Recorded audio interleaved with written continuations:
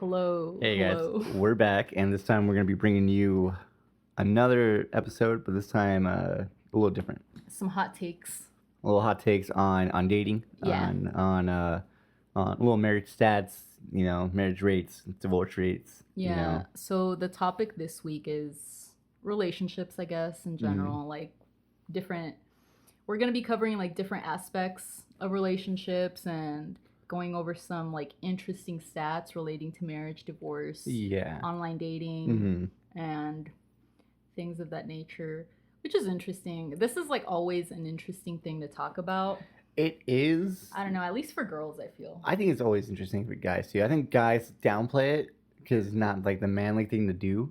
Is to kiss and tell, or like, I mean, like, no, I think no. First off, guys kiss and tell, but it's not called kiss and tell. It's like fucking like we fucked and I'm shouting, like it's not kiss and tell. It's we fucked and I'm shouting. Like I'm telling all my bros, like I don't do this because like obviously like, but I've seen guys do this, like where it's like that's honestly crazy to think about that, like. No, yeah, guys are gross. Like well, people enjoy because I've met girls too that like will brag about people who brag about like who they sleep with, or like I did it, yeah. I just got laid, like there was I forgot one comedy show it was where like someone made a Tiger Woods reference where it's like I wear red every time I get laid. Because Tiger Woods wore red every time I think he won a Masters or like won a championship or something like that, or like I don't something like that. Tiger Woods wore red a lot, But this joke was like, whenever I get laid, I wear red. It's just really cringy, I think. Yeah, it's just like, why do you have to showboat it like that? Like, and like, I think that's something that like the '90s and like the early 2000s taught us is that like it's a cool thing to like. I mean, even if you think about like a body count, right? That's like a more modern iteration of like, I slept with so and so. What's your body count? Like, what's your body count? Yeah. Honestly, I've never like thought it mattered. Like I've never thought body count matters. I've never thought it's really all in the person, and like you never know what someone wants from a relationship. It's just you find out later, and it's always I feel like it has to be go with the flow kind of stuff. Like, fuck it, who cares if someone has a higher body count? Who cares if they have no body count, It's just on the person that you want at the time, Yeah. I guess that goes into, if body count doesn't matter, then it's like, what other aspects of people bring them together to be in a relationship, Because if you're getting past the point of, like, we're talking or we're sleeping together or we're whatever, but you're talking about like, no, we're together, like we're going, we're going steady. Escape is not an option. We're going steady. We're going steady. Yeah. I feel like at one point you kind of have to start talking to each other, whatever month that is, of being in, you kind of have to start talking to each other, and I think. No matter how hot you are, if you're not getting along, like if you're not vibing, someone's gonna get tired of fucking someone, Right. Yeah. And well, it's not even if you are like vibing on like the superficial, like if you have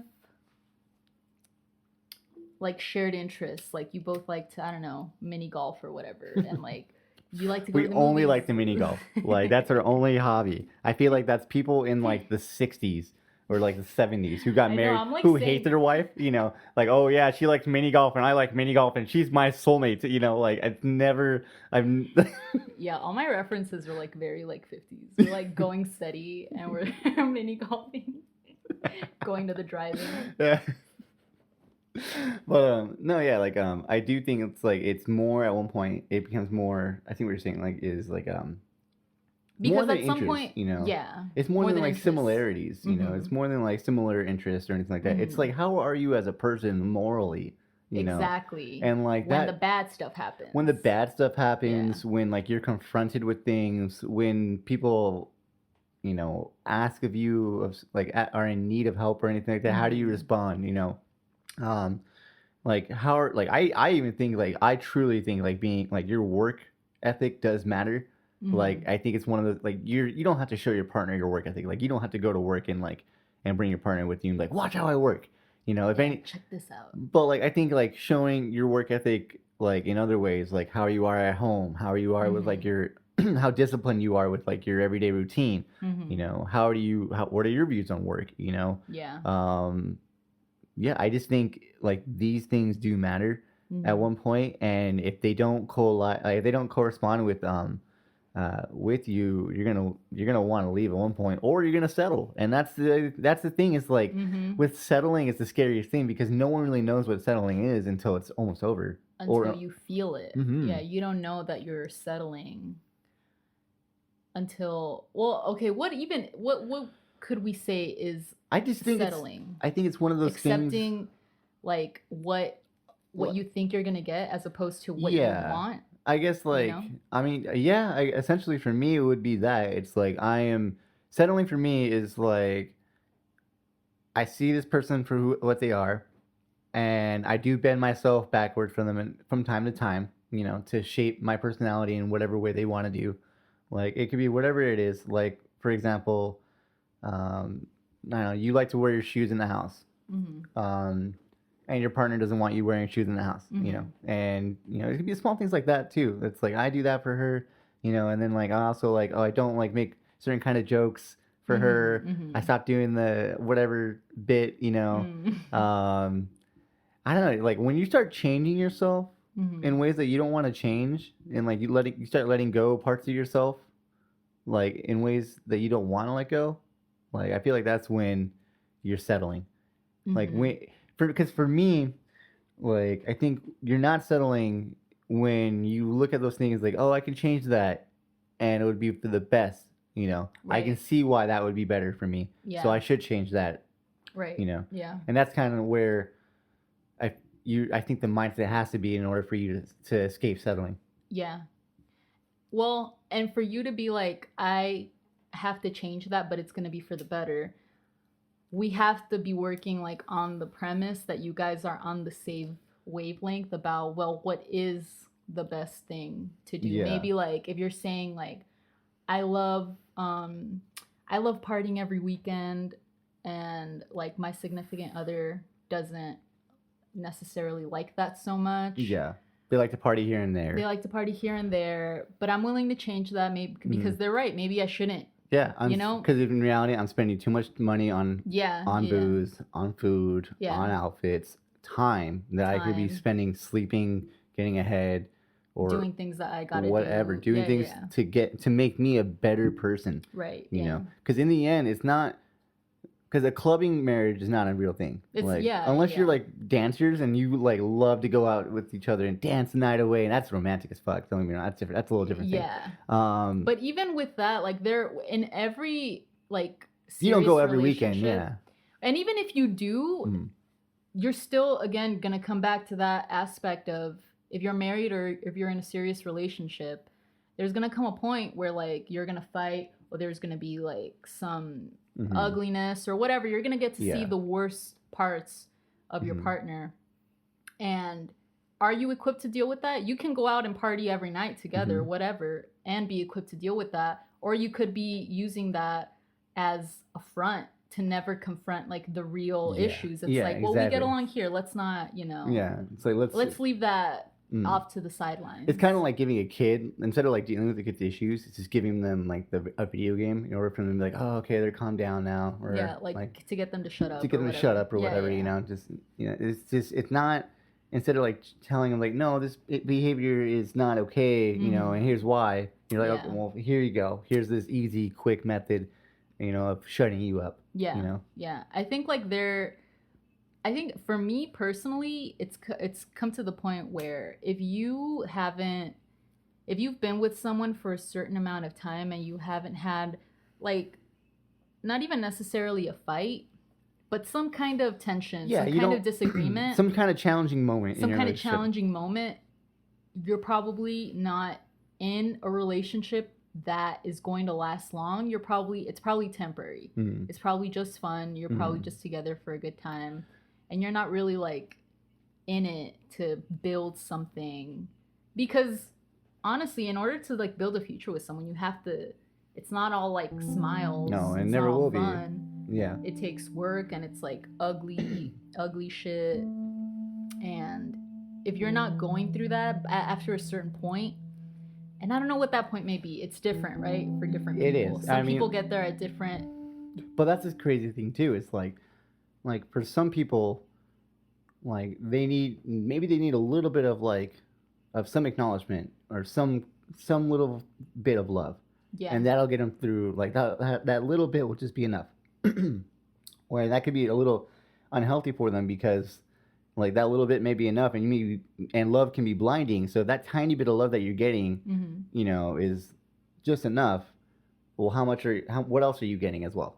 Yeah. It's like if they're only giving you like the minimal effort, then are they giving you like, what are they doing as well? Like, and are you blinded to that?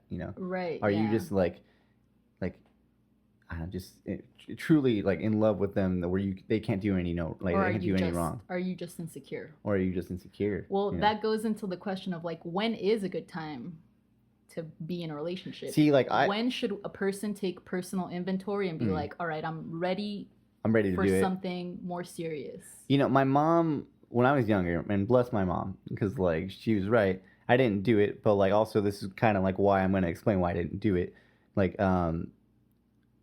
Like she, when I was a kid, like she, like 13, like she was like, Victor, when you grow up, you're gonna have sex, and it's gonna happen. The only thing that you should do, really, is use a condom, pull out, and get it out of your system. And I completely agree for men because men want to fuck everything. And like speaking as a man, yeah, I did want to fuck anything that moved, and I've always wanted to be that guy who can like just like do it because like I don't know, like my mom was right, get it out of your system. Like you're like most guys are just trying to get their dick wet, and whether they want to be in a relationship or not, I think it's like it's good to get that experience for yourself and just get out of your system because I don't know, but then again, you can't ignore signs. You can't ignore like a true like relationship with someone. You can't ignore like a bond. When your bond with someone is like so tight that you just genuinely care for them that much and you just want to like be their friend and always be there for them no matter what, I think that's when like fuck it. If you have no experience or if you have definitely not got it out of your system, I think it's totally okay. If like if your gut's telling you this, just follow it. And why wouldn't you? Because it's one of those things where it's like it can be a dime a dozen, if you're good at getting laid or whatever. If you want to get laid all the time, you're gonna get laid. If you just if you really work hard and you work out and you try to be, like I don't know, just try to play that role for whoever you're trying to fit into that night. It's achievable, but like making something real from nothing and like a real bond, that's hard. And like I don't know, if you have that gut feeling that you can do it with someone, just do it. Fuck it. Vet them for as long as you can. Be their friend for as long as you can. That's the only thing I can say. Do your thing. See other people. But if like at one point, if it's starting to hurt you and you gotta like pop the question because you've done enough vetting, then you might as well do it. I mean, to that point, I think like even if you're a guy, right? Even if you're like young enough to think that like, all that matters at this point in life is sex. And if you go into like a relationship with the mentality of like, yes, I care about this person, still when guys are like young enough, or even when they're old enough, but if you're just like not mentally there, if you're not emotionally mature enough to accept it, a lot of guys do think that like also having a girlfriend means sex whenever you want. You know what I mean? Oh, yeah. And in the same way that like that is something guys have to grow out of, I think like from a girl's perspective, girls also have a flaw, especially when they're younger, in which they sort of like are going to romanticize everything and they're going to project their vision of like a perfect man onto you. And even if you're just like a fucking like greasy haired loser that just wants to fuck all the time, they're gonna have that expectation of you, which is also like wrong. And not only are they gonna have that expectation of you, they're gonna have this expectation of themselves of being such and such girlfriend and being like this perfect, caretaker and, you know, everything's like good and it's like a rom-com ending kind of situation. So guys are emotionally mature in their own way and like romanticizing a relationship in terms of like maybe sex, maybe like, I don't know, doing whatever I want. But like, so do girls. Maybe not so heavily focused on sex, but for sure heavily focused in like, my boyfriend is going to do such and such for me and such for me and whatever. And you know what I mean? Yeah. And that's because like really at a younger, the younger you are, the more insecure you are, I think, in general. And that was like the case for me. I never, like, I was so avoidant to dating when I was younger and getting into like any like serious thing, especially in high school and like my early years of college, because I'm like all these guys are like losers. Yeah. You know what I mean? Like you just see it, like you read the writing on the wall and it's like, I know I'm not emotionally mature. I don't even know who I am. I know like I have so many insecurities myself. Why even get tangled up in that? But not everyone takes that route. Some people do look for that other person it's to like, complete them. and make them whole. I feel like that's the wrong way to approach it, man. Because like you can't just like you can't jump into something that has a 2-team sport, like a 2-person sport, when you're like not even good at the 1-person version of it. Like I don't know, you can't just like that's a really good way of putting it. You can't expect to be good at this game. You know, it takes it like if you're it's requiring 2 people and you have to be good at your own shit. You got to be able to handle all your own things. You got to be able to like be mature on your own. You know, because you got to provide too, and you know, and also it's like you got to hold each other accountable at one point. Yeah. So it's like someone's got to have the healthy habits, and if you both have it, it's even better. You know. Yeah, I mean, there's that saying, it's like you can't love someone else until you love yourself first. Yeah. And that is really true, because if you aren't even secure in yourself, if you still have like all that like negativity, all those insecurities, all that like self-deprecation, and you bring that into a relationship, really you're looking for somebody else to like validate you, and for somebody else to, whenever you shit on yourself, and then be like, oh no, but you're so and so. Yeah, it's like, don't think like that. No, you're think like that. You're not perfect. Yeah. When in reality, what you need is for someone to be real with you, that if you're shitting on yourself for something that you probably should be shitting on yourself for, your partner should be like, you know, at least what? you know. At least you know. Yeah. Exactly. Like I just think that's the best way to say it. Yeah. Like, because I can't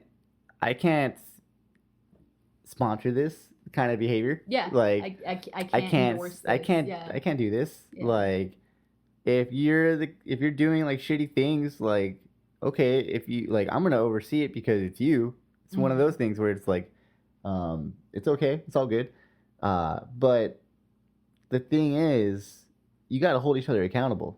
You do. Like you can't let shit just slide all the time, because then it starts piling up, and then you got to deal with it at one point. You know, you just got to, when you see shit on the floor, you got to get rid of it. Don't let it slide around. Yeah. I mean, I think that's like one of the biggest reasons why like relationships with younger people tend to be more precarious, more, you know, less intimate, really. Yeah. Because it's more focused on like pleasing one another and like pleasing one another. And it's like, yes, you may have fun together, you may do all of these things together, but like, have you ever, I don't know, dated someone who went through like some real life shit? Yeah. Some, I don't know, some big difficulty. Like a job loss. Like a death, like an arrest, like some real shit, some real life shit. Yeah. You know? Like at one point everything starts getting real, and that happy-go-lucky version of you is gonna go to the side, and real life's gonna kick in. And can you handle shit together? Are you gonna be able to be there for one another? It's just one of the things, like, I don't know. You only get to see those things if you're real with each other, and if you're real with each other from the start, that's great. You know, you'll find out real soon if you're compatible. But if you're postponing the real emotions until way later, like, you're just delaying either the inevitable breakup, or you're just, you know, I don't know. It doesn't sound like it's a good way to progress. It's not. it's not a good way to progress. And I think at a certain point, a lot of people who are in these kinds of relationships probably know that they're not going to last long term. They probably know that they're in it for fun because, I mean, I felt that way. I don't know if you felt that way, but you know when you're like with someone and you know after a certain point, like, okay, yeah, this isn't going to last. You know, it's fucked because I do. You know? At one point, you're like, okay, I definitely don't see this lasting. Yeah. Like yeah. or like you. It's fucked up. I've had this thought where it's like, ideally, this doesn't last. Yeah. For that long. But I don't know, man. It's just one of those things where it's you have to be real with yourself. Yeah. You know, you can't. I don't know. If it's for fun, I feel like the other person should know this is for fun. Yeah, exactly. I think that's the biggest thing. That's the biggest gesture that you can like show, even if you're not at like an emotionally mature place in your life. And if you don't want to be, that's fine too. Mm-hmm. Like, let's stop pretending that hurting each other's feelings is like not okay. Mm-hmm. Like, let's hurt each other's feelings. Yeah. You know. Like, I think you have to. I think let's have real conversations over like the small stuff is better than like postponing it, letting it explode later. Yeah. You know. So, but I do think that is like really, in a way, emotionally mature for someone that is emotionally immature. Is telling them like, I don't see this going anywhere, but we're having fun. We're having fun right now. You know what I mean? But that's the thing, is like they can be like, well, why? It's like, well, you do this and that and that. Yeah. And I'm overseeing this. Yeah. And all. But like, let's be real here. That's the classic like guy and girl trope, is that the guy will be like, you know, I don't know, I'm not really feeling this, but you want to sleep around, and then the girl's like, what? Like what? But in a way and that's a bad way of putting it, and it may not be like the best way to say it, but also, I mean, it's like, even in like that classic trope, it's like at least the dude who's an asshole, at least he's being honest about what he is. That's the thing. It's like, I would rather take that over someone like pretending that they care. Exactly. You know, or it's like, oh, you know, like that's the thing, is I would much rather be like, hey, you know, this Halloween's coming up, right? Mm-hmm. You want to like match? Yeah. No, yeah. I don't want to match. I'm not down. I'm not feeling it. Yeah. Well, why? It's like, well, I don't want to go with you. I kind of want to be my own thing. And like, I don't really want to. Yeah. You know. I think like that's just the best that you like can do at any point when you first start dating someone, is like, just make your intentions be known. The right person will pick up on them, and if it's not right, then that's fine. You know, you'll let him go because it wasn't meant to be. Yeah. Whatever your intentions may be, whether it be like, you know what, I'm looking for something real. I don't know if that's gonna be you, but I do that is the end goal for me. Mm-hmm. You down to try, whatever. Or whether it's like, I just want to fuck. Yeah. You know what I mean? Yeah. I think whatever it may be, being real. The best thing, just being real. It's like, well, especially when you match on social, like on dating sites. Yeah. I think it's like, transparency is the biggest thing for sure. Yeah. I don't know, because on both ends. Because overall, everything goes. Girls are notorious like for ghosting dudes. Believe me, I know. Let me tell you guys. Like, we'll go more into it later, but I got ghosted so many times. But I've been a victim. I've been a victim. I've seen ghosts. So many ghosts. So, I mean, I think that speaks to like a bigger thing, is that like... Well, I'll bring some stats later too. This is going to like help me. Like when I saw the stat, I was like, oh, that hurts. That hurts. And also like, that makes sense. Makes sense. At least I know I'm not alone. Yes. Like I'm not the only guy who went through some like ghost paranormal experience, you know? Like, well, fuck. But no, that's so real. And I don't know, man. I think like there's so many things to unpack, like as far as like, why can't people be real with one another about what they want? Where does that stem from? It's I don't want to hurt your feelings. Exactly. I don't want to hurt your feelings, and I don't want you to hurt my feelings. Yeah. You know. And we're gonna and why would we talk about that? We have something good going on right now. Yeah. It's like, I feel like it's one of those, like, it's all those thoughts of like, why ruin a good thing? Why ruin a good thing? Yeah. And like, but that's the thing, is like, you got to be real from the get go.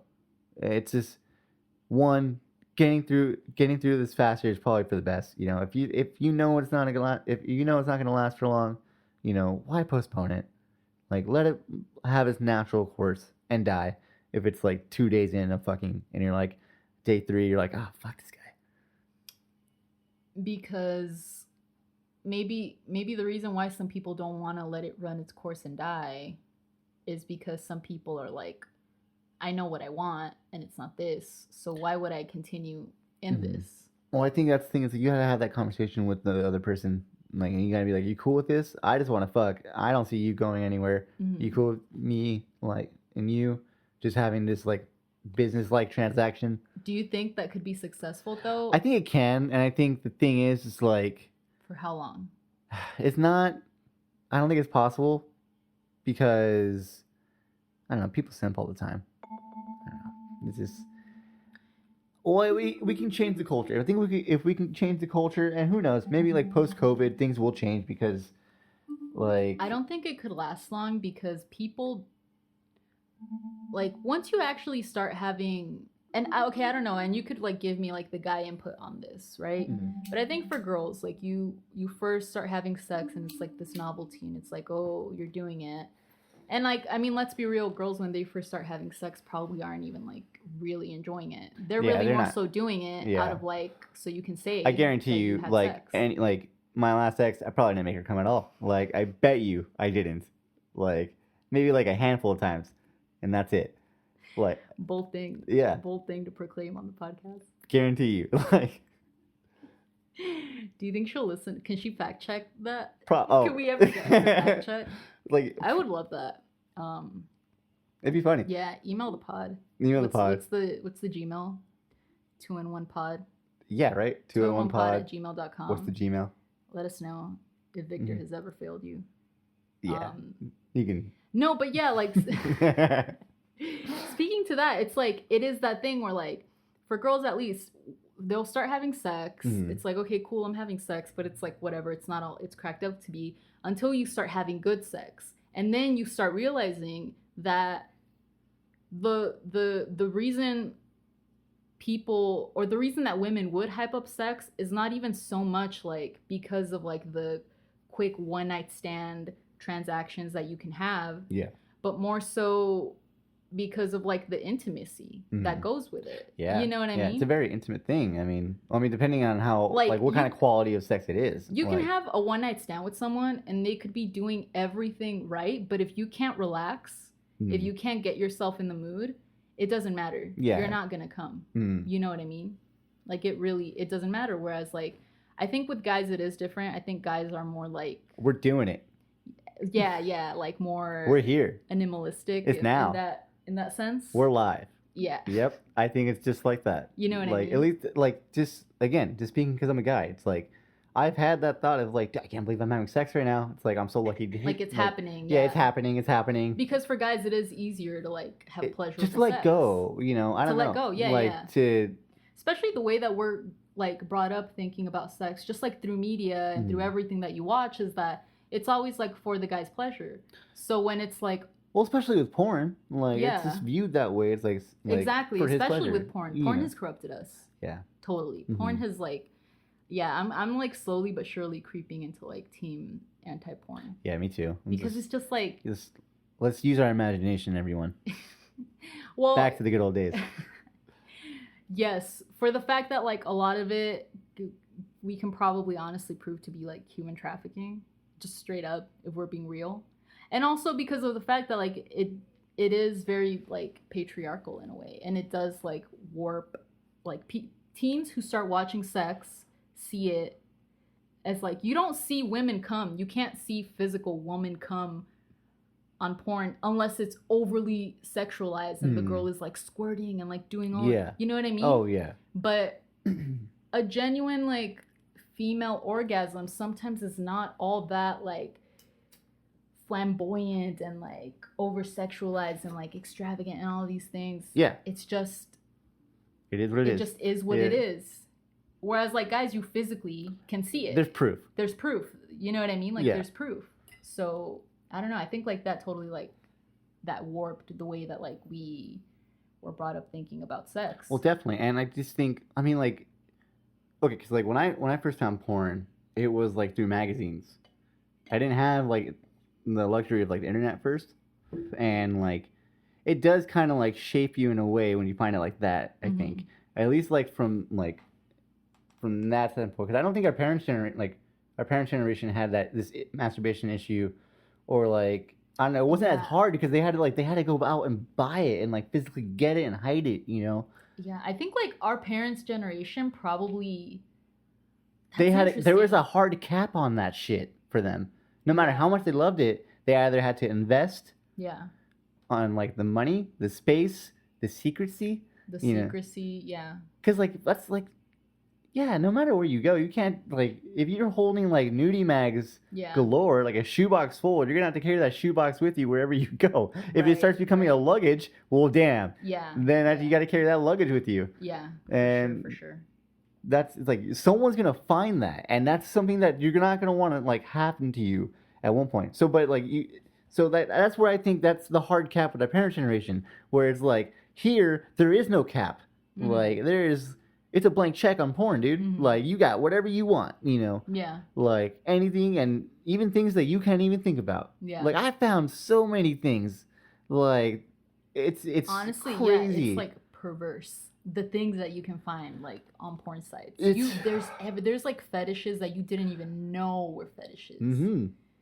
Which is also like a separate topic, but I think would be interesting to talk about at some point. Is like how do fetishes develop? What like is the psychology behind that? Well, I can see like how some fetishes develop with like a partnership with one another. Like if someone was in the BDSM like light BDSM, you know, and that could be a gateway drug. Like I like my nipples pinched, you know. I like my lip bit a little bit harder than usual. I like to be choked, like legit choked. And I like my ass to look like fucking red as a chili pepper, you know. Like I don't know, that could be like these gateway you start small as like a light spanking, you know, light choke, you know, and work your way into it, that kind of stuff with someone that's into that kind of stuff. Yeah. And I think that's how fetishes start, like from like one side of the spectrum. Like pissing on someone, I think it's just like you got to start somewhere in order to get there. Yeah, you like know? Where did you develop that? I would love to talk to someone who is in the BDSM community because, man, some of that shit looks wild. I won't name names, but I do have a friend who. I got a friend too. Yeah. And it's no joke. It's like shit that looks terrifying. Would you try it? I don't know, man. It looks really scary. See, I don't think I would. That's what I'm saying though. Like if there's like some light version of it, like BDSM light, you know, like something that you know you're not gonna get hurt by. It seemed like I don't even enjoy rough sex. Yes. Dude, I'm such a baby.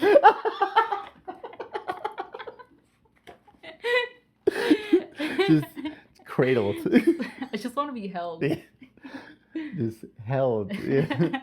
And I get that. There's something about that. It's pretty nice.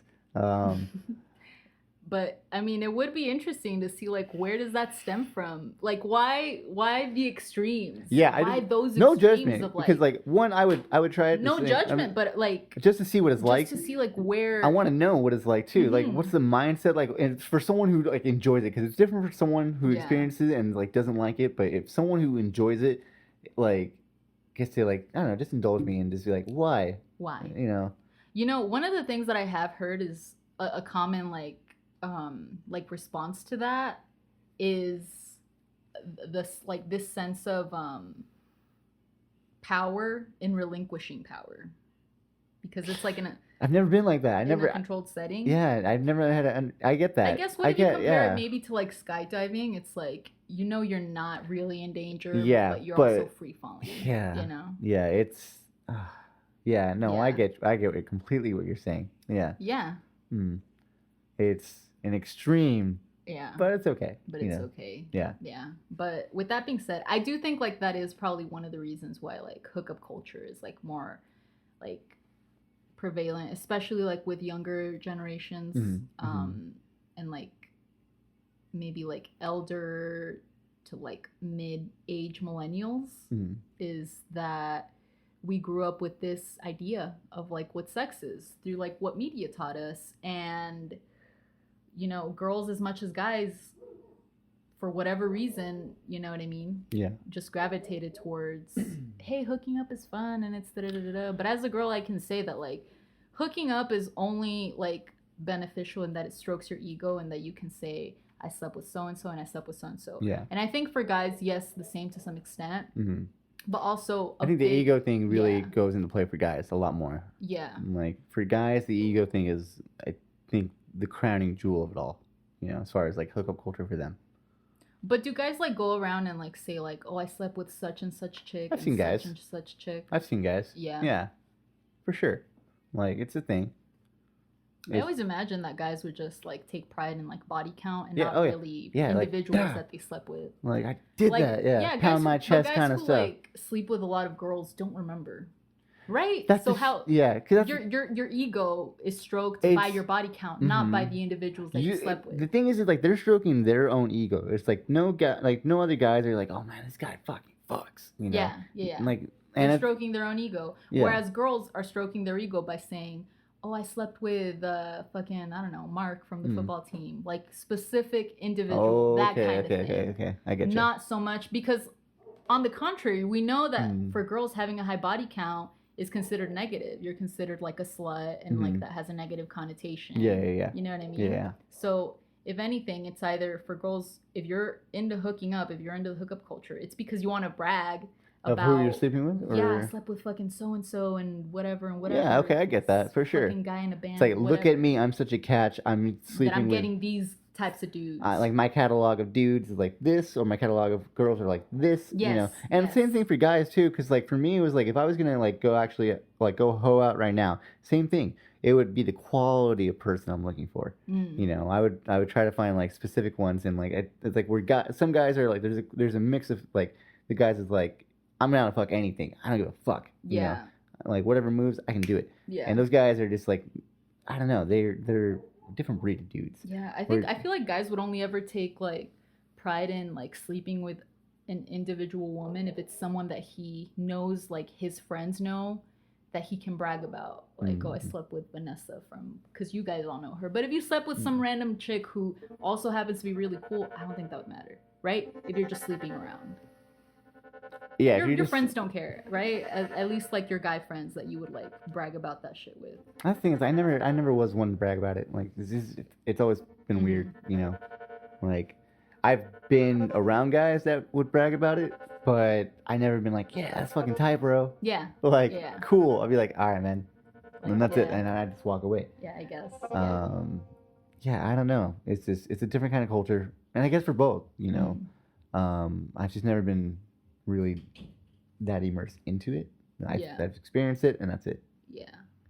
Yeah. I think it's toxic, and I think girls also have that with an emphasis on different aspects of that like same toxicity. You know, whereas for guys, again, it's more about body count. With girls, it's about I got such and such guy. You know, I'm such a catch that I got such and such guy. Yeah, I get you. And you can't get such and such guy because you're not me. Yeah. That kind of thing. Okay. You know? I mean, fair enough. Yeah. Yeah. Like we all got it. Like that's the thing. It's like both genders got it a certain way. Oh yeah, both. There's for all the shitting that there is on men recently online, which I don't think necessarily is not well deserved. Like there's some good points. Oh, for sure. Honestly, so can girls too be on that same level of toxicity. I think it's just overall humans can be shitty with one another, especially when it comes to dating. Yeah, the dating culture that like we've really made has like it's been toxic. Yeah, like just straight up, been toxic in some ways. Kind of like funny enough, here comes Corona, Mother Corona coming again, and exposing what it is. Yeah. Or I mean, we're talking about. It's funny how we're just talking about it now in like these times because I don't think dating. I think it's going to be straightforward. Either like the ones who are like I'm down for a relationship are going to be like legit for a relationship. The ones that are going to be just down for fucking, and they're going to make it known. They're just you know? yeah. Like they're just going to go for it. I don't have like because at post quarantine it's either like I'm so lonely and I want to like someone to hold me. Yeah. Or I'm so horny and I just want someone to fuck me. Yeah. I mean, I think that like first getting to the place where like we unpack that. Why have relationships been so precarious in the past? And I do think like we do see a trend recently of people kind of getting past that precariousness and that Mhm. like volatility and going down the path of like, hey, maybe we can build something like Yeah. maybe like dating around casually is not all it's cracked up to be, you know? Yeah. Yeah. Because I just I don't it takes a very special kind of person to I don't know, never settle down. I get that there's people for everything and I don't judge people who never want to settle down, you know, whatever you do you, but man, just at some point you're going to want someone to come home to and someone to hold you down and Well, I someone think to, you know what I some mean? kind of confidant, you Some know. kind of confidant, like somebody to build something with, like Ideally, like you got that, whether it's like someone you're married to or just like someone that is just down to listen. yeah. You know, they can live wherever they can live, but long term, you're gonna want someone that's gonna stick around. Yeah. And I mean, that's the scary thing. It's like, Yeah. I don't know, like when you think about like being like elderly and dating, Yeah. you know, single, and you're in your 60s, your 50s. It's like it's doable, but I mean, and we were talking about this too the other day. Is that like once you hit a certain age, you're not really malleable anymore. Oh, definitely you're not. stuck in your ways. Like you are who you are. Yeah. Like yes, you can probably change here and but you like you're at like I don't know. Okay, if anyone is like seeing us on clip, I'm doing something difficult. Yeah. We'll get through it. We'll get through it. We'll get through it. Wish us luck. Just know it's difficult. It's difficult. If you see it, you see it. If you see it, you see it. If you don't, know it's difficult. If you're only listening to it, this is an indication that you should go to the YouTube channel and check out the clips because then you'll get to see stuff like this. Yeah, see it for what it is. And if you don't see it, something happened. Something happened. We've made it through it though. Yeah. We've made it. We're on the other side. Anyways, yes, I think when you're dating like older, like I think when you're dating like in your late 50s, like your 60s, like Yeah. I can only imagine what that looks like, Mhm. especially if you live on in a small town. You either have to be like really not picky, or you gotta be down to travel and probably down to relocate. You know. Yeah. And even then, it's like, how much time do you have? Because if you're in your 60s and you're looking for someone to settle down with, well, you might have, let's say, best 40 more years. You know, how much time do you need to find to vet someone? Yeah. You know, like and to like I don't know, like are you gonna settle? Like, I don't know, man. That is like so out of my purview. I have no idea about why old people date or how they date or how do you even find people, like you know what I mean? I don't know. But with that being said, for people who are looking for a healthy relationship, for people who are looking to like build something real with someone and like have that potential of a future together, what do you think are like good qualities in a partner to look for? What are some signs of like I think this can work. This is something that you want in a future partner. I don't know, you gotta be open and in the sense of like you'll let your goofy side out. Like you gotta be down to like let that be shown. I don't know, you gotta be real, be honest, you know. I guess as far as like if you disagree with something, you know, disagree with it, stand your ground on that. Yeah. But also try to see the other side of people, like the other side, like your partner can say something that you disagree on, but also try to see where they're coming from. You know, don't be so closed-minded on just your thoughts. That's a big one for me. Like when I was taking notes for this podcast, that's a common theme that I saw thrown around, and something that I do agree with is like the willingness to listen. Yes. You know. Yes. The willingness to like, and I think this just shows a sign of maturity in general. When you get to the point of like, you know, I don't know everything. I can be humbled. Yeah. I can learn a thing or two from other people. And even then, I need to get double checked. I think that applies also 100% to your relationship because you're dating, like literally an individual. You're dating someone who is their own person, who sees things their own way. You know what I mean? Oh, They yeah. have their own opinions, their own points of view. They their might own- not see it the way, like, let's say if you're there, if you achieve that point of like, I'm checking myself left and right. I don't know Mhm. shit, you know, like I'm trying to like just be the best me possible. Yeah. You could find someone that you're madly in love with, but completely be on the complete opposite side. Completely incompatible with. Yeah, like on the emotional like maturity level of Mhm. things, you know, that matters. Like, and like going through real life experience with one another does matter. Yeah.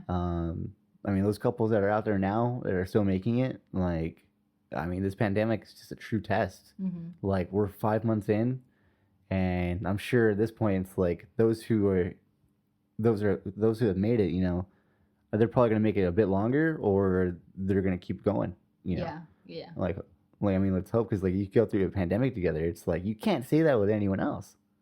Like, That is a unique it's a unique thing. experience. Like, I mean, this is a unique experience that nobody Yeah. has gone through before. But I mean, yeah, we've seen it like being talked around is like people who are quarantined with their significant others, and they're spending so much time that they're realizing like, holy shit.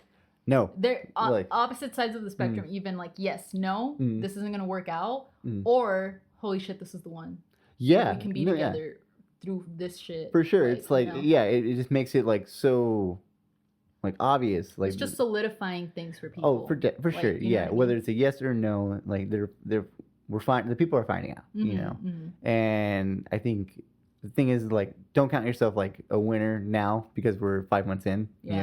know, you gotta sit through the whole thing. Yeah. You know, that being said, you know, who knows how long it's gonna last, but because with this pandemic has come a lot of things. You Yeah. know? So, like, they're definitely trying times. I think for couples now, it's the thing. It's like we can't. It's hard to talk about like affairs, like the current like state of like dating culture, because it's not what it used to be anymore. It's not. Yeah. it's changed a little bit. yeah. Who you knows know? what dating culture is like? I'm like secret pandemic lovers. Are- Like Are people even hooking up still? Is that like a thing? secretly. Like, I bet, like, or like Yeah, they don't care. Huh? they don't care. They don't care about Are you COVID. kidding me? Like, if you're horny, you'll do You're horny. anything. Yeah. That's crazy. You feeling sick? No, I'm not feeling sick. Yeah, all right. Do you want to talk briefly about? Do you want to talk about the 7-year itch? And give us a Yeah, rundown yeah. about- Okay. About that. So the interesting thing about like, and this is the thing, you have to know someone, because I guess in like a popular belief, in marriage, it's like once you get into your 7th year, there's a thing called the 7-year itch, Mhm. and this term was coined. Let's see here. It was a phrase used by George Axelrod. And he had it for a play. It called the 7-year itch. And funny enough, not funny enough, but like Marilyn Monroe did a movie in it as well. Like, she did the movie adaptation of it. And yeah, basically the belief is whether it's a marriage or a long-term relationship, you know, at one point, 7 years in, you know, you're gonna realize there's a decline, and yeah, that's because like the average separation rate for marriage is like 8.2 years. Like, so yeah, 8 years into it, you know, is when people are like, I'm filing for divorce or I'm breaking up, you know. You So know, that 7-year itch is like the beginning of the decline. that really makes me think about like differences in dating back in the day Mhm. versus now. In that our parents' generation had more sense of commitment, and like they were Well, my parents had to more be steeped in tradition. yeah. But that comes with the downside of, because you view tradition and marriage and staying together Mhm. in such high regard, You're you hella ignoring. you Yeah. hella settle. Either You you end like, up settling. and you won't even know because Yeah. you're too busy like raising a family. Exactly, And, and living life. and living life and doing life stuff. doing the life doing the life Yeah. stuff together. Whereas, And like you can be great at providing for each other, but you can also be like horrible for each other. yeah. You know, it could be like you do what's good for the kids. You know, But there's nothing there. there's nothing there. It could be a loveless marriage, a very Whereas- successful loveless marriage. You know, Yeah. it could be like that. And that's the thing. It's like if you have kids early enough, and you like, if you're put in that situation, you won't really know until it's too late. And it's like by then, it's like, do we stay together for the kids? Do we stay together, like, for our sanity, or like I don't know. It's like, and then even like certain situations, I imagine like even like your parents, like they literally like came across country. Oh yeah, that's a whole different dynamic. That's a whole It's different like thing. It's like immigrant parents. And that's the thing too, is like, again, you're so focused in like living life and making things work and literally just getting through the day, that they didn't have that time to have fun and date around. They were like, no, we got to settle down. So today, I think it's kind of like a flip flop in that the younger generation has that positive spin, and that because they are dating around more and because they are gaining all this experience, they do get more of a sense of what they like in a person. But at the same time, they're relinquishing that sense of commitment to someone, and that sense of tradition, and that those values of why you should probably settle down with someone, just statistically speaking, if you want to be happy in the long run. Yeah, well, like, okay, well, if we're talking statistics here, like the marriage rate is at 6.5 per 1,000 people. So the divorce rate is at 3.2 per 1,000. Now that trend is going down with millennials, both the marriage and the divorce rate. You know, the marriage rate in the 90s was a 9.8 per 1,000. So for both of them to go down, it's like it kind of means like millennials are just like taking their time, you know, getting their shit together. Yeah. You know, getting out of the debt that they have. You know, there's less marriages, but also the ones that there are, they're good. They're good. They're more stable. You know. Yeah. So it's like, so if anything, it's like we got to see another 10 years because the average age of divorce is 30. So. Oh shit. For real? Yeah. So people are getting married too young. That's such a ripe age. Right. To get divorced at. Yeah. Right. Which I guess dirty 30s, baby. That's where it comes. 30s. That's probably where it got termed, like coined. You know. Yeah. Like, oh, you got you're which 30. Isn't bad. I think it's better to get a divorce at 30 than 40 or 50 or. Oh yeah, because at 40 and 50, that's scary. Imagine starting over. At that point, over. you've made a life with someone. You've settled down. You know. Yeah. What I mean? Or like you made a life for yourself too. It's like exactly wherever you're at. Yeah. You know? And then like imagine like coming into someone else's life. Yeah. And they haven't gotten their stuff together. Or the other side of things, they're super successful, and you're like, oh, okay, I am no match. Yes. Like out of my league kind of stuff. Yeah. And like I'm set in my ways. This is all I've done in my life. You know. Right. Yeah. Like there's a lot of, I bet there's a lot more insecurities that you probably have to like look over. You know. I mean, I actually don't know. I feel like the older you are, yes, if you struggle to find someone, the older you are, you probably do have that insecurity of I'm getting old and I'm alone, da da da da da. But I think generally as a person, you're more secure than if you're 18, 19 dating around. At that point, you don't even know what you are. You're barely growing up. You don't know shit.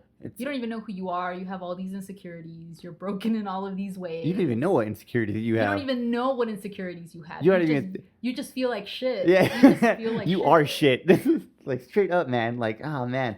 Like, I don't know. It's just like you can't tell me that you know what you're going for, man. Like it's hard because you don't know. You're not even fully developed. You're not even done cooking, you know? Yeah.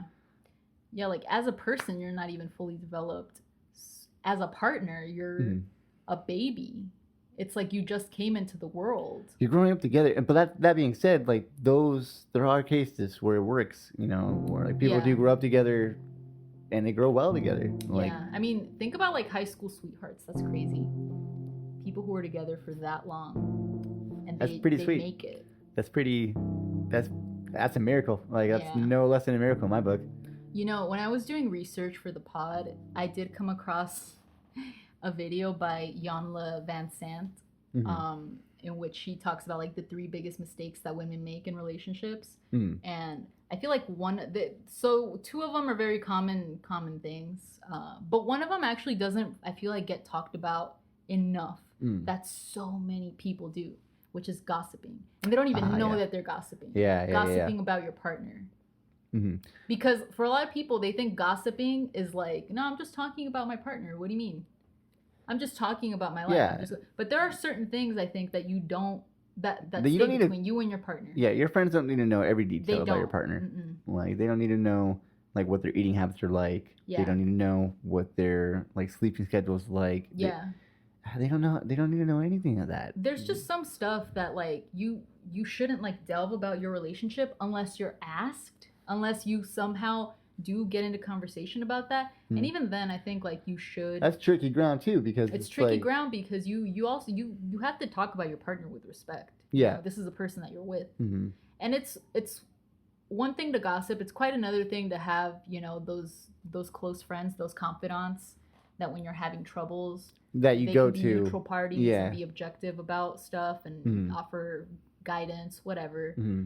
But yeah, a lot of people don't even know that they're gossiping. That's something I've just noticed throughout my life, having friends, guys and girls. Yeah. By the way, I Oh, feel for like sure. I've come across this a lot. Mm-hmm. I know you said guys don't gossip that much in your experience. I mean, like maybe the guys that I've met gossip to me because I'm a girl, and they somehow think like, I don't know, you're a girl. At least okay. Like the thing is, like I'm from Victorville, different kind of dude. Yeah. Like the different kind of guy. That's what the kind of guy I grew up with. So emotionally stunted, wearing shorts in winter, long socks and shorts. So basically, like, yeah, what I always saw was like not really so much like guys expressing what they're going through or like gossiping, you know, just like but bitching. Like, bitching. Yeah. Yeah. It's never gossip. It's bitching, you know. And it's like if the guys who I hang out with, like it's like, she's great. Yeah. Yeah. And that's it. Yeah. Like she's great because XYZ, you know. Yeah. Or it's like there's like those gushing moments where it's like, yeah, that's it. Yeah. But like I don't know, it's like I haven't seen the in between, you know, where it's like gossip.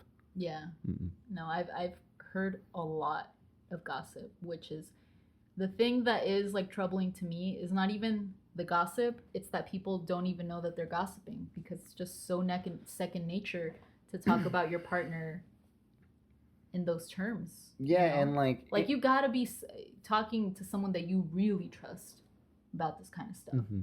Yeah. I don't know. Well, it's like, especially if you're talking to everyone about it, like it's almost like you're bragging at that point. Depending on what you're saying. You're bragging or bitching. You're bragging or bitching, and like or whatever it is. It's like if you're telling a lot of people, it's like maybe you shouldn't tell a lot of people. Yeah. You know. Yeah. Maybe you shouldn't say anything at all. You know. Yeah. Maybe you should let people find out about your partner by asking your partner. You know? Yeah, because your partner is their own person. Yeah, they can probably do a better job of explaining their shit. Yeah. Than you. Yeah, and sometimes, like, honestly, people would tell me things, girlfriends and guy friends, that I'm like, I don't think your partner wants other people to know that. I wouldn't want for, like, my insecurities and my L's and, you know, or even some of the good stuff. Like, there's just some things that, like, is just a breach of privacy, I feel like, when you tell other people. It's like it's not your thing to tell. Yeah, yeah. You know? Like, yeah, sure, if you're talking about your relationship, if you're asked about it, if it comes up, why not? They're asking you about it. Talk about it. If you have those, like, neutral confidants to go to for advice, whatever, that's what they're there for. You know, those are trusted people to give you advice when you're going through rough times. That's your resource, you know? But some stuff is like, come on, like, that's your partner is their own person. It's one thing to be like, I'm dating this amazing person who does X, Y, and Z, and that be it. And then be like, oh, my boyfriend told me such and such yesterday, and he did this, and he does, and he's always doing this, and I hate this, or do you know what I mean? Yeah, like, yeah. Like I wish he changed, you know.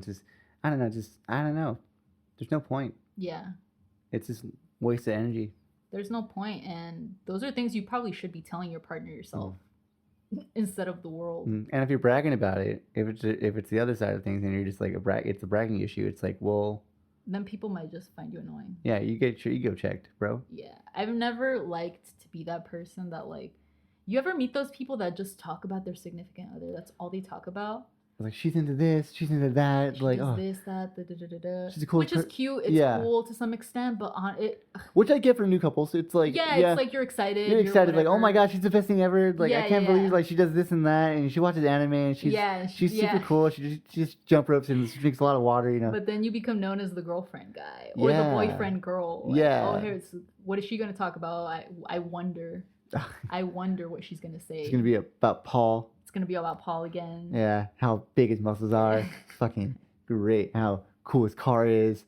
Like, no, I don't want to hear about Paul's fucking car again. You know, Yeah. like, Yeah. shut up about Paul. I think that goes to like the larger thing of like not realizing that a relationship is very much a group effort. Both of you make it work, but Team also sport. it's a team sport. But also at the end of the day, you are your own people. Mm-hmm. You are individuals. Like you have things to talk about outside of your partner. I think that's one thing too. It's like for me, I've always wanted to keep intact that individual that I saw when I first started dating. You know?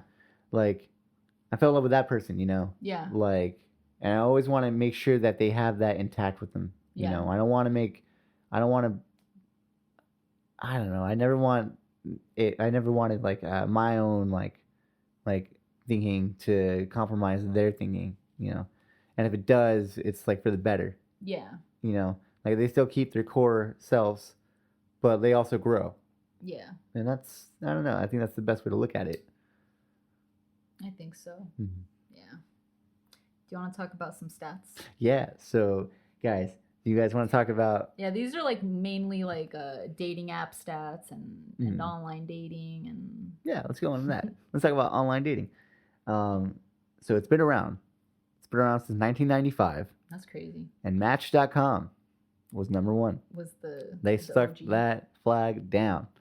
So they've been around for a bit. But let's see here. Only 12% of adults find a meaningful like relationship through online dating. Yeah, only 12%. I'm not surprised. I'm not surprised either. Yeah. You know, I think but I do think it's just another another outlet to find people, and same thing with like finding people in real life. It's just it may not work out. You know. Yeah, I think I'm not surprised about that because it's like. Online dating is cool, but it's no substitute for in-person conversations. Texting someone through an app for the first time is not the same as organically meeting them and having a conversation with them for the first time. Well, you know, we can one thing that's starting to be popular now is like Skype first dates. Skype dates. Skype first dates. Which is pretty, I do like that. That's a step forward. I like that. For sure. I think that's better than texting because people will say anything when texting. Or again, they'll have the guts to like ghost people. If it's just texting, it's like, you know. Yeah. Doesn't matter. Because like, also too, it's like if you Skype on a first date and like there's the kind of person that has a camera and like just on their forehead and the you know what you're fucking with, you know. Yeah. Like right off the bat. Off the bat, you down for that? Yeah, cool. Yeah. Yeah. So another interesting stat. This is about Tinder specifically. 76.9% of the users are men. I'm not surprised because they want to fuck. Yeah. Yeah. Yeah. But also, I feel Which kind of confirms like that Tinder is viewed as like a hookup app. Oh, definitely. For a good chunk, if not the majority of people. For the masses, yes. For the masses. Yes, I definitely think so. What I definitely want to see what Bumble is like down the line. Yeah. Because isn't Bumble like relatively new? How long has Bumble been around, actually? I don't know, but Bumble is the one where girls... Where it's a woman's choice, you know, like straight up. Girls message first and then guys message back. Yeah, it's like she chooses like, all right, you know, he's the one. Yeah. And then the guy is like selected. Okay, my experience on Bumble was like real quick and it wasn't lasting. Like just no messages. I never got anything for like a month and I just went away. You just threw it away. Yep. Yeah. Yeah. I was like, there's nothing here. I was on Bumble for like a split. How'd it work? How'd it go? It was very. I didn't like it because I don't like doing all the work. Like it is so much easier when guys just message you and then you can just, you know. No, I get you. Yeah, cause like pick who you want to message back. Yeah, I mean, like fair enough. Yeah. But yeah, no, it's okay. Yeah, so Bumble has been around since. Since when? Let's see here. But I don't know. Sorry, this is. No, but you know what another interesting one is that on Tinder at least 30% of users are married. Like in real life, straight up, they're married. That's sad. Like, you guys can't keep that on like, what is that one cheating website? Ashley Madison. You guys can't keep that there, like. Because it got hacked. Oh Yeah, that's right. They That's right. leaked like everybody, and wasn't who was on it? Some like famous dude. I want to say Jeff Bezos, but I might be tripping because like why would Jeff Bezos use Ashley Madison? I mean, like all I know But about they found like someone of like high profile. So of the people on Tinder, millennials in particular, 4.16 of millennial users say that they're actually looking for love, while 44% of them say they're looking for a confidence boost, which is interesting. I mean, It goes to show. Because think about it, like, do you remember MySpace? Yeah. And like how people would take pride in like decorating their page and having it be the coolest thing. Definitely. I think Tinder bios became Tinder bios, Twitter bios, now Instagram, the fucking for grid. sure. Yeah. Oh, the fucking grid, the bro. fucking grid. The grid, bro. In a way, Tinder is kind of that because you get to showcase like your coolest pictures and your bio, and now they have music. It's like, hey, check out my music. Yeah. taste. Oh, yeah. It's like you like now that. You can upload videos, I think, instead of a picture. Bro, I didn't even know that. Yeah, I don't know if it has sound, but I remember like right before I deleted Tinder, that was like the newest feature. Like video? Yeah, that like when you're swiping through their pictures and you see one of one or multiple of them, I guess, could be videos. Oh, no sound, but like a GIF, basically. Well, what do you know? Yeah. Damn. Which is good for them. It's its own confidence boost, just like being on a dating app. Well, yeah, because then you can really show like those hot pictures that you can't really post online. Yeah. Like you can't show mom. Can't show mom. But you can show the dude that you're trying to impress. Or whoever. Or whoever. Whoever you're into. Oh my god. You know what's interesting about being on Tinder is that like looking for guys is like how do I say it? You'll get so many matches with dudes. Yeah. And it's so hard to match with girls. Believe me, yeah. It's so hard. And I had like a theory for that back in the day is that because I had guy friends that would tell me that when they're on Tinder, they swipe right on everybody just to see what lands. Yeah. Just to see like what, you know what I mean? And girls actually like look, they go on a case by case basis and like look through profiles and look through pictures. And my first couple rounds on Tinder, I would just on swipe on everyone. Yeah, and then like towards the end, I was like, no. Let's be selective here. Let's You're fine. Let's feed the algorithm. Let it help me. Oh my god, yeah. Also, I want to look this up because I never got like confirmation of if this is a real thing or not. But my friend, I don't know if it was Jake who told me, but it was a long time ago. We were talking about Tinder one time, and he said that like the algorithm also, depending on who swipes right on you, puts you on like basically a certain tier of attractiveness. Oh wow. In the algorithm. So it's like this dude who's getting like all these likes, like this person. If this ripped guy, it's so fucked up. It reminds me of like that episode of Black Mirror, Nosedive, where you like you live off of like social interaction points. Oh yeah. Oh my god, that'd be horrible. And basically like if hot people swipe right on you, the algorithm classifies you as hot. And you'll like you start like existing in a different tier of Tinder. Yeah. And with the not hot people. That's fucked up, dude. It's like a high school clique. Yeah. It's like a really like toxic high school clique kind of mentality. No, it is. Yeah. See, like I don't know, man. If for me, I just feel like if I had to start over, I don't think I would do Tinder again. Like, or maybe like I would do it like that one time. I don't think I would. But like that one time and just like, because for me it was like I just wanted to do it once and get it over with. Even like trying it, it's like if I was successful at it, I don't think I'd be comfortable doing it all the time. Yeah. You know, it'd just be one of those things where it's like here and there. You know, maybe I'll re-download it, but it would never have been like I'm gonna stay on it. Yeah. You know. Yeah, I don't think I would use Tinder for sure.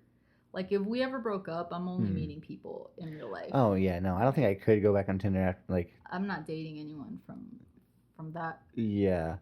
Hell app. And like also on top of that, I just wouldn't want to see like if you went on Tinder, if I went on Tinder. Imagine if we went back. No, that would be a mental breakdown waiting to happen. Just like no. I would swipe right. I would super like, and I'll be like, hey, how have you been? No, I'd block you. Just just instantly.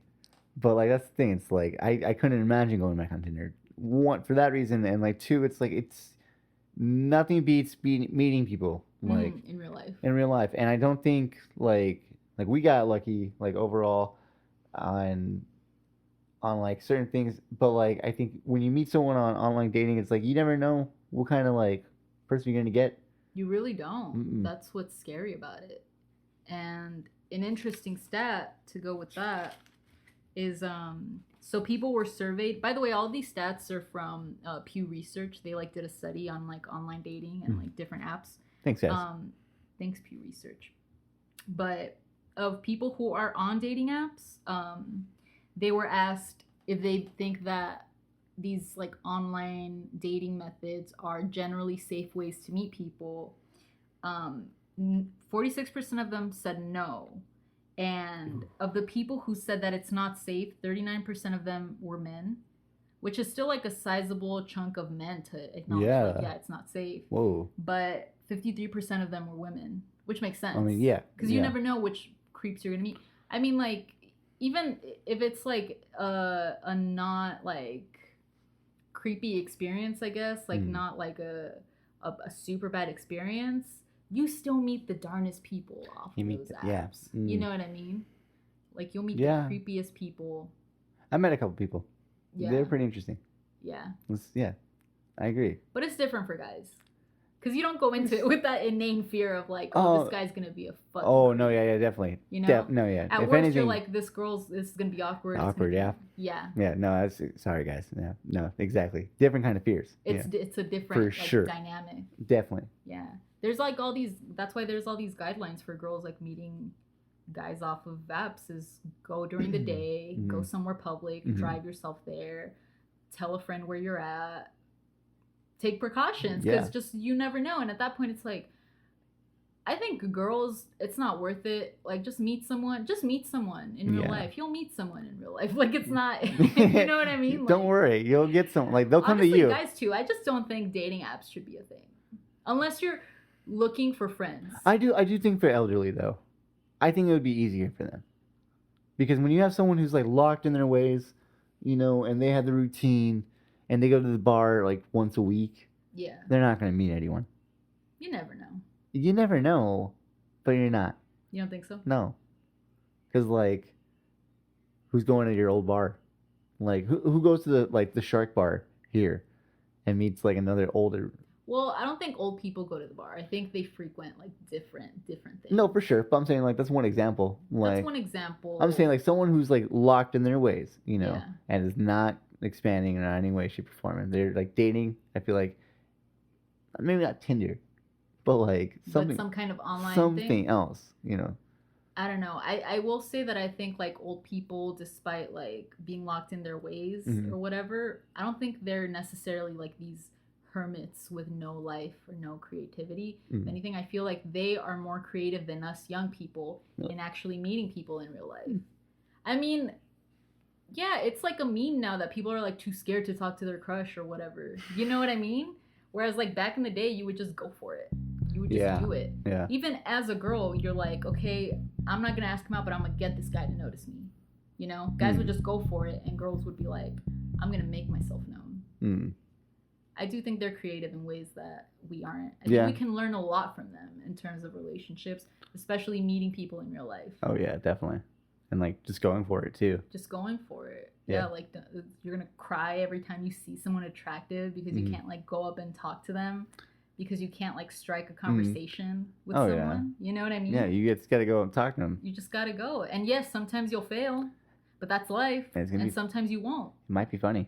It might be funny. It might be a story. You might be the butt of a joke. That's how people did it back in the day. Yeah, and it makes you stronger. It makes you stronger. Rejection makes you stronger. I firmly believe that. I do too, and believe me, it makes you stronger. Yeah. You go through quite a few no's. You're like, oh, okay, I'm starting to get tougher. Yeah, I'm starting to. This is how it's gonna go. It's gonna be a no. All right, cool. Now on to the next. You know, because at first it's just like it sucks, man. And then you have your pity parties. Yeah. And then you start like getting it more frequently, and it starts wearing off. You know. You become desensitized. Yeah, you know, like. But then again, like you give like. For me, I always gave myself like not like scheduled pity party, but like there would always be a pity party Let somewhere in the yourself works. go through the motions. Oh hell yeah! Yeah. Like 2 a.m. feeling waves, bro. Yeah. Mm-hmm. Yeah. I feel it. I think for me it was more so the hurt came from being told yes so many times that the times that I would be told no, I would be like, excuse me? Well, what? Like, what went wrong? Like, Oh, what? okay. You know what I mean? Yeah. I think in a way, I mean, just think about it in any aspect in life, getting like something good repeatedly. And like when you're first denied of it, it's like, like Ah.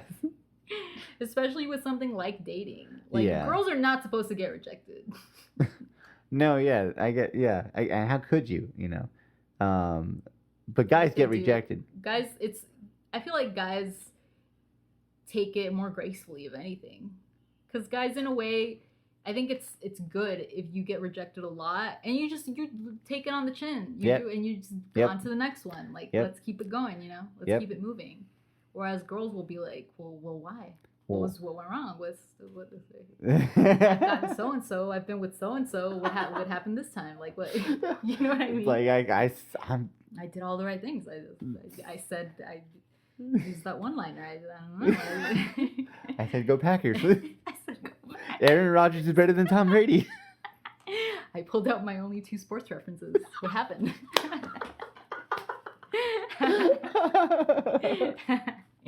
you make like your only 2 like relatable guy jokes, and then you're out, and like it's not working. It's not happening. So you're like, why? So I knew I should have got the 3rd one. You start like malfunctioning. Yeah.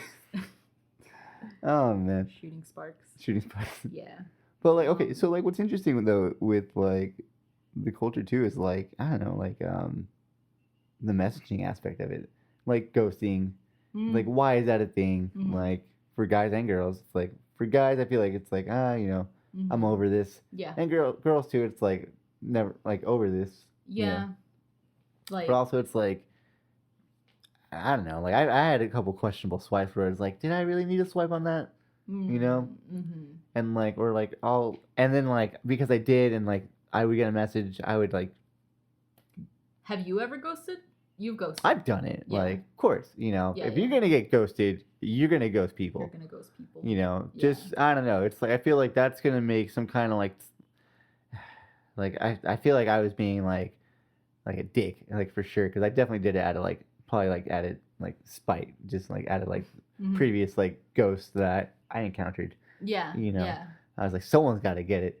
Someone's got it. Yeah. You know, someone's got to feel his pain. You know, I don't care. I could check out. This is what this fucking site's all about. That's so fair. No one's gonna care if like this part of the game is showbiz, baby. Yeah. You know. Yeah. That's all it is. That's no, I totally relate to that. I know, like, not like the spiteful part, although that's. I mean, I think that it has to be said. It made me like able to check out. Yeah. Like it made me not feel no pressure about leaving whatever like interaction I had with someone.